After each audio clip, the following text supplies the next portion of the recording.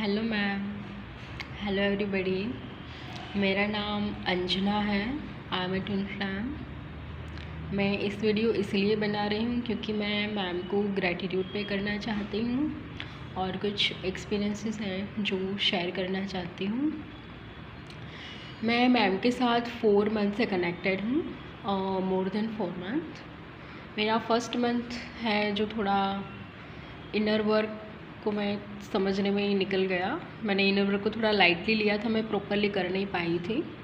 और लेकिन उसके बाद जब से मैंने सोच लिया कि मुझे एकदम सीरियसली करना है और मैम ने जैसे जैसे गाइड किया कि इतनी इतनी चीज़ें करनी ही करनी है every day, every single day, तो वैसे मैंने जब करना स्टार्ट किया तो मुझे बहुत सारी चीज़ें हैं जो पॉजिटिवली देखने को मिली।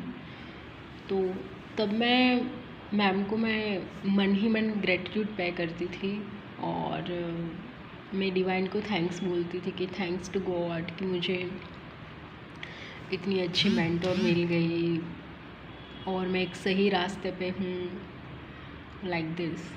पर अब मैं आपको ये बात बताना चाहती हूँ कि जो मेरा सबसे बड़ा ब्लॉकेज था, जो सोशल फियर, वो मेरा ब्लॉकेज है वो हील हुआ है इसी मंथ में। होली के बाद वाला टाइम पे बहुत सारे ट्रिगर्स चल रहे थे। तो जैसे 1.5 महीने से तो मैं एक ही चीज़ों में अटकी हुई थी कि मेरे घर पे हैं जो मतलब मैरिज प्रपोज़ल आती थी और मैं बहुत डरती थी कि मैं क्या करूँ क्या ना करूँ। तो मैम को तुरंत कॉल करती थी कि मैम ये हो गया। मैम समझाती थी क्या करना है क्या नहीं करना है, डिवाइन ट्रस्ट क्या होता है, डरना नहीं है, एट्सेट्रा एट्सेट्रा, जो भी चीज़ें मतलब उस सिचुएशन के अकॉर्डिंग ज़रूरी होती थी वो समझाती थी मुझे।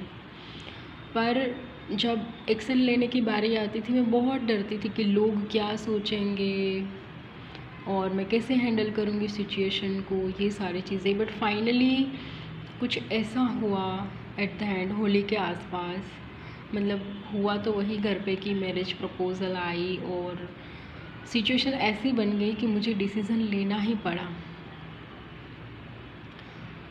तो तब क्या हुआ कि रात को मैंने मैम को मैसेज कर दिया कि मैम मैं क्या करूँ। और जबकि 1.5 महीने से मैम तो समझा ही रही थी उस बात पे कि क्या करना है क्या नहीं करना है, पर डर की वजह से मैं एक एक्शन और डिसीज़न नहीं ले पा रही थी। तो मैंने रात को मैम को टेक्स्ट किया, मैम ने जवाब नहीं दिया। तो फिर दूसरे दिन तो मुझे परफॉर्म करना ही था, मतलब कि डिसीज़न तो लेना ही था। तो मैंने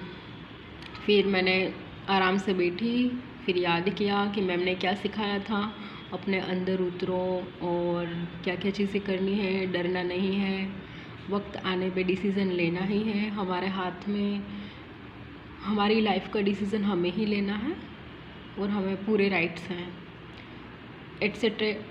मतलब बहुत सारी चीज़ें मैम ने समझा रखी थी पहले से, वही मैंने याद किया और उस नॉलेज के बेसिस पे ही नेक्स्ट डे पे जब बारी आई पूरे फैमिली के सामने, तब मैंने सोचा नहीं था कि मुझ में इतनी भी हिम्मत होगी वाकई में, लेकिन मैंने डिसीज़न ले लिया। और तब से मैं बहुत खुश हूँ कि जो मेरा एक सोशल फियर था, लोग क्या कहेंगे वो वाला, तो वो रिमूव हो गया। और आज मेरे घर पर भी पता है इस जर्नी के बारे में, लेकिन वो लोग समझ नहीं पा रहे हैं। बट स्टिल मैं पहले की तरह अब डरती नहीं हूँ। इसका एक छोटा सा प्रूफ तो ये वीडियो ही है। मैं वीडियो नहीं बना पाती वरना मैं मतलब मन में तो मैं काफ़ी बार मैम को थैंक यू बोलती थी अकेली, लेकिन मुझ में इतनी हिम्मत नहीं थी कि मैं वीडियो बनाकर मैं थैंक्स बोलूं। इवन मैंने ये भी सोच लिया कि मतलब मुझे इंट्यूशन आती थी कि मुझे क्या काम करना चाहिए, तो मैं आगे कुछ स्टार्ट भी करने वाली थी सोल पर्पस। पर डिवाइन हमें सोल पर्पस तक तब तक नहीं पहुंचाएंगे जब तक कि हमारे जो बिगेस्ट इश्यूज़ है, ब्लॉकेजेस है, वो जब तक कि हील ना हो जाए तब तक। तो फिर मैंने मैम से कांटेक्ट किया कि मैम ऐसा ऐसा है, क्या करूं। मैम ने यही समझाया कि डरो मत। तो thank you so much ma'am, मुझे जब भी ज़रूरत थी आप हमेशा ही साथ दिया है। इवन रात को भी कॉल किया ही है उन्होंने मुझे, पर मैम को अच्छे से पता है कि कब जवाब नहीं देना है। Even thank you so much ma'am कि आपने उस दिन, उस रात को मेरे टेक्स्ट का रिप्लाई नहीं किया, क्योंकि अगर नहीं किया तो मुझे और कॉन्फिडेंस आया कि I can do. Thank you so much ma'am. और मुझे मैम अब पूरा विश्वास है कि अगर अगर हम आपके गाइडेंस के अकॉर्डिंग प्रॉपरली इनर वर्क करते हैं तो हम फाइनली जहाँ डेस्टिनेशन पे पहुँचना है वहाँ हम पहुँच ही जाएंगे। Thank you so much ma'am,